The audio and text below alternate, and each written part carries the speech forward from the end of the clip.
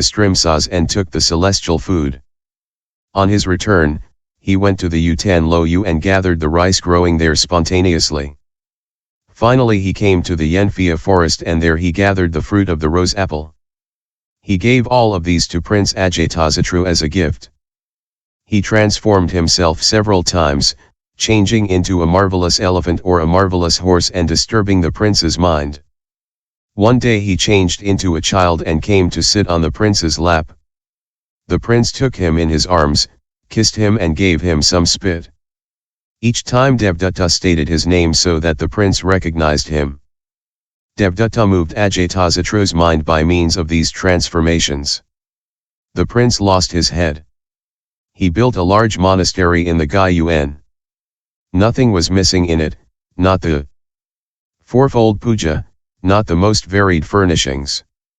He made a gift of this monastery to Devadatta and, each day, leading his great ministers, Ajatasattu brought 500 cauldrons of rice soup. First sin. The schism. Although Devadatta received so many offerings, his community was limited.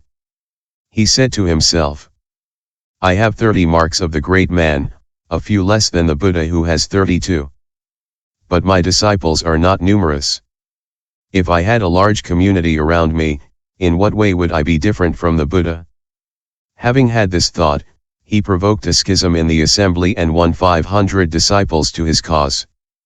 Sariputra and Moggallana came to preach the Dharma to them and converted them. The Buddha's community was reformed. Second sin. Wound inflicted on the Buddha. Then Devadatta conceived a dire plan. He pushed down a rock to crush the Buddha. But King Kang Liche with his thunderbolt threw the rock far away. However, a rock splinter split off which wounded the Buddha's toe. Third sin. Mortal wounding of an arhati. When the bhiksuni reproached him, Devadatta struck her with his fist. At that moment, her eyes fell out of their orbits and she died. Thus Devadatta committed 3 sins of immediate retribution. Connection with the heretics. He joined in friendship with bad teachers, the heretic Fulan Ma, etc. He destroyed all the roots of good unashamedly. Attempt to poison the Buddha and fall into hell. Finally, Devadatta dipped his fingernails into poison and, under the pretext of going to bow before the Buddha, he tried to wound him. He wanted to go, but had not arrived at the city of Rajagraha, when the earth opened up and a fiery chariot came to get him. Devadatta entered into hell alive.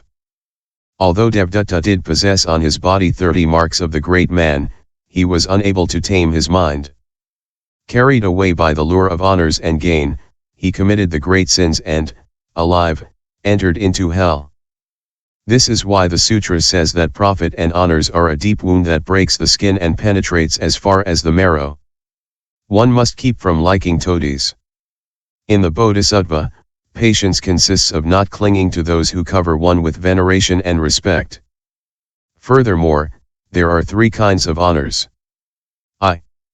1 is respected by people as a result of merit acquired in the course of previous existences. 2. 1 is respected by people as a result of qualities of which one has given evidence in the present lifetime in practicing morality, rapture, and wisdom. 3. By falsehood and deception one can have no virtue inwardly and outwardly seem quite white. One wins honors by deceiving one's contemporaries. In the face of these 3 kinds of honors, the Bodhisattva has the following thoughts. 1. Presently I am enjoying these honors as a result of the merits that I diligently cultivated in my previous existences. This is the natural result of my diligent activity. Why feel proud? What has been planted in spring is harvested in autumn. Why be proud of what happens naturally? Having thought thus, the Bodhisattva disciplines his mind and feels neither attachment nor pride. 2. If the honors that he enjoys are due to he qualities of which he has given evidence in the present lifetime, the Bodhisattva has the following thoughts. It is thanks to wisdom that I know the true nature of dharmas and that I have cut through the fetters. It is as a result of my qualities that these honors come to me. I have no part in it. Having thought thus, he disciplines his mind and feels no pride. He says, "Actually, it is my qualities that people love, not me." The trick of the Kashmirian. A bhiksu, native of Kipin, learned in the 3 baskets, who followed the rules of the forest dwellers, went to the royal palace one day where a great reception was being prepared. The gatekeeper, seeing the coarseness of his garments, closed the gate and refused him entry. This happened several times. As a result of the coarseness of his dress, the bhiksu was not allowed to enter. He had recourse to a trick. He borrowed a fine robe and went back to the palace. Seeing him, the gatekeeper allowed him to enter without stopping him. The bhikshir entered the gathering and was given all kinds of delicate food. First he made offerings to his robe and, as the guests asked him why he was doing that, he answered, "I came several times and was refused entry. Today, thanks to this robe, I am able to take part in the reception and get all these fine foods. Since it is actually to my robe that I owe them, I am giving them to my robe."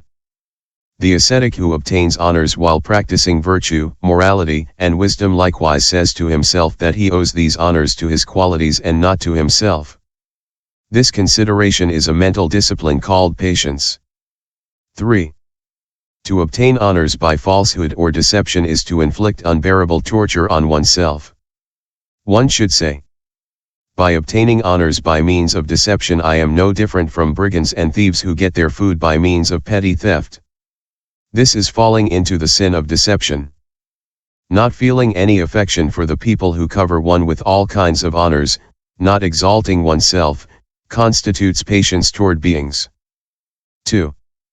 Indifference toward benefactors. Question. For those who have not yet found the path, food and clothing are necessary. By what means can one find patience, not be attached and not love one's benefactors? Answer. Thanks to wisdom. By considering the impermanent nature, the painful nature and the selfless nature of things, one will feel a perpetual disgust for them. When a criminal is about to be executed, one may put tasty dishes in front of him, his family may come to console him, but he thinks only of death. Even if he eats the tasty dishes, he does not experience their flavor. Similarly, the ascetic who constantly considers impermanence and suffering can receive honors, but he is not attached to them at all. A gazelle, pursued relentlessly by a tiger, will not care for tender grass or delicious water even if it finds some. Similarly, the ascetic, whom the tiger of impermanence pursues with not a moment of respite, and who meditates on the suffering of everything, cares not at all for the savory delicacies that he may encounter. This is why the ascetic is able to control himself before those who gratify him. 3. Indifference toward women. Furthermore, when women want to charm and disturb the bodhisattva, the latter must tame his mind and endure it without being disturbed. The first attack by the daughters of Mara,